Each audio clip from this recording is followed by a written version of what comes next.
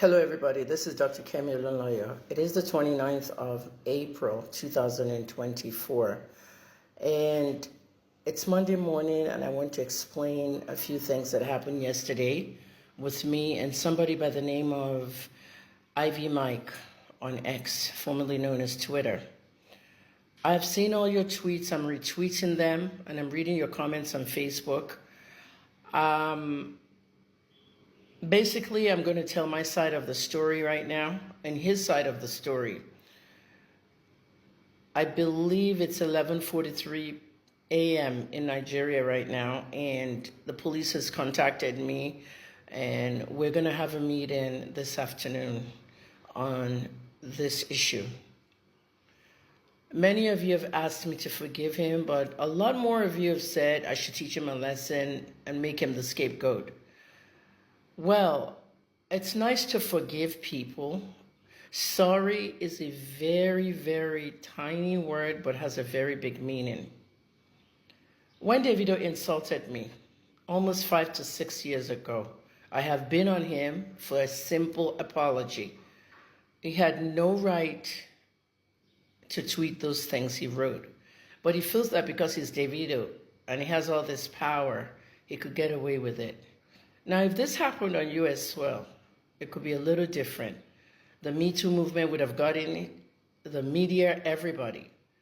Sometimes you do things wrong online, and then when you see the consequences, you want to make it better. The difference between Davido's insults, and even defamation, and this guy, Ivy Mike, will be explained shortly.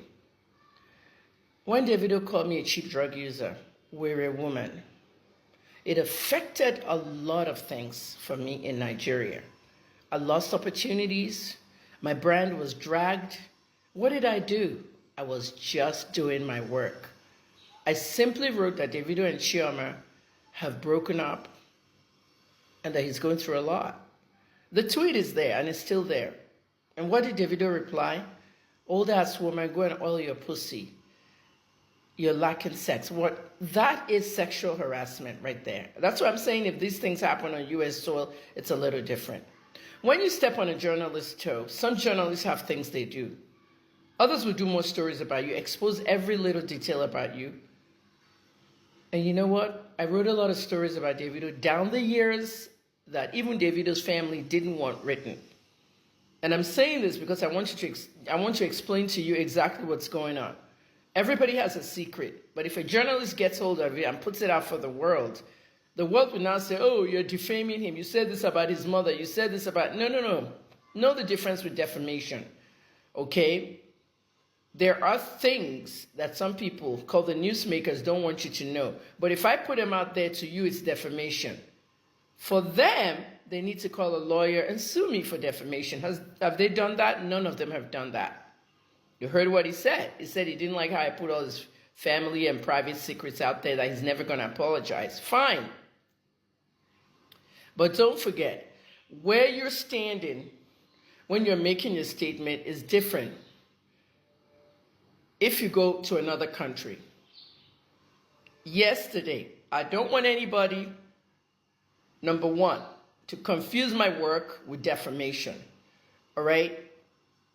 Because some of the work I do borders along secrets and things that the newsmakers don't want you to know. And so, because of that, I hear people say, oh, you're the one that always drags and defames people. No, it's not defamation. Know the difference between defamation, slander, and libel. Okay, we went to school, we sat in a classroom for journalism, and we learned it. Defamation is written, slander is spoken. What TVC did was slandered me on television. Talking about David Hunter in his story, the story where he said all my credentials were fake. They did not verify the story. They did not see the 37 receipts I sent out to David. David did not acknowledge them because he was shamed. He was in shame. And the schools responded later on. Some of the schools tweeted, and David could not say a word because at the very same time, Oxford University was busy disgracing him and he was being deported from Zimbabwe. That was a lot for one person. But when you spoil people's names, it affects people. I left LinkedIn in 2008 because LinkedIn was selling our information out. Most of you don't even know because you were babies. I was part of the people that got the settlement. I haven't been on LinkedIn since. If I was on LinkedIn and what David Hunday wrote about me, that I don't have a degree in PR, when I have a certificate in PR, that I lied that I was a medical doctor, when I'm not a medical doctor and I never lied, I'm a doctor of pharmacy and he didn't know what a PharmD was. If somebody came to my LinkedIn, they would never consider me for a job. It affected me in many ways. Oh, and let's see, maybe she's not even a journalist too.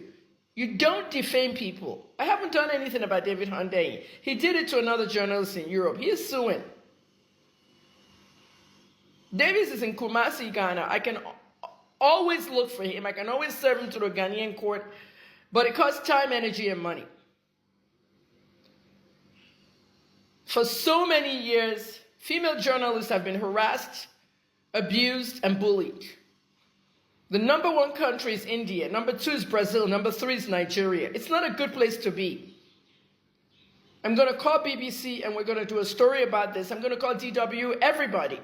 The harassment of female journalists have to stop. And I told Hunday, dimming somebody else's light does not make yours shine brighter. If you want to be the best journalist, the known journalist, doesn't mean you dim everybody else. He went into the Wikipedia article, I don't know who writes those, admins, and changed something in there, blasting me for controversial views about a school student that died in Lagos. Don't. Now look, 3 years later, I'm vindicated. How does that Wikipedia article look now? David went to Sega Link's Wikipedia article and forged some things in there. Sega Link started NSARS. Nobody can lay claim to that. It started as a movement online and then some ladies took it to the streets. And they cashed out on it. They monetized it. Sega was the one that had all the bills passed with the police. Stop extrajudicial killing, stop bribery, stop this, stop that. But everybody in Nigeria just seems to like to be noticed. So they were talking about David Hunday at a thread where Chude was interviewing him. And I said, he did a documentary on all his investigations, except mine. And he refused to acknowledge that he made a mistake. So Ivy Mike came and said, but you're the one that always defames people. I said, I don't defame anybody.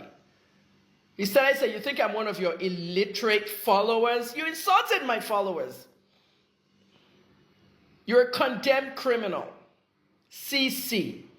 Ivy Mike, you called me a CC, a condemned criminal. Do you know I slept under the bunk bed of a condemned criminal at Port Harcourt prison? Someone they took in front of me and went to execute. You're a lawyer and you don't know the terms. You just throw words out there. And you also called me an ex-convict. Something Nigerians do all the time. Something the Nigerian police warned you guys last week. Meanwhile, Dejobi, ACP, warned you about it. Don't call somebody an ex-convict. They have not been through a court system, sentenced to prison, and left prison. That's when you become an ex-convict. You, of all people, a lawyer. You call me an ex-convict. My PR clients saw it. 2 of my clients in Dubai and 1 in Ghana, they saw it. How do you think it feels to know that your publicist is a condemned criminal, an ex-convict in Nigeria? You dragged my work, you dragged my name, and you destroyed my reputation and company. I'm doing PR now because it's my 2nd degree. I've retired from journalism. I hardly practice pharmacy because I was in Nigeria the last 10 years. I will be in a meeting with Nigerian police. Please do not confuse my work to defaming people. Do not confuse my crowdfunding of investigations to getting bribes, because I hear that too. She has been paid, she has been paid. No, I haven't been paid by anyone. I've never been paid by anyone. Because if I'd been paid, I'd be a billionaire and I wouldn't be asking you for money or donations. I'm sorry, I can't forgive you. This has to go through the system. Send me your real name and your phone number, and we're going to be in the Zoom meeting with the police. You need to be with us during that meeting. Thank you, everybody.